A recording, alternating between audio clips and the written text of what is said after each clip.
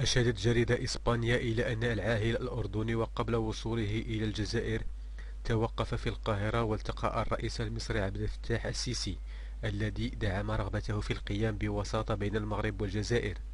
وأكد مصدر جزائري لصحيفة الإسبانية أن الملك عبد الله الثاني أحرز تقدما كبيرا في جهود وساطته، بل إنه مهد لحدوث اجتماع جزائري مغربي في سويسرا، وهو الأمر الذي قالت المصادر الدبلوماسية الجزائرية إنه قد يكون قريبا جدا. وقطعت الجزائر العلاقات الدبلوماسية مع المغرب في غش 2021 بسبب ما وصفته بأعمال عدائية من جانب المملكة المغربية، وهو قرار اعتبرته الرباط غير مبرر على الإطلاق. واندلعت الأزمة الدبلوماسية بعد تطبيع العلاقات بين المغرب وإسرائيل في مقابل اعتراف الولايات المتحدة بسيادة المغرب على الصحراء.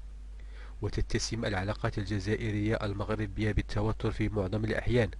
يذكر أن الحدود بين البلدين الجارين مغلقة منذ العام 1994.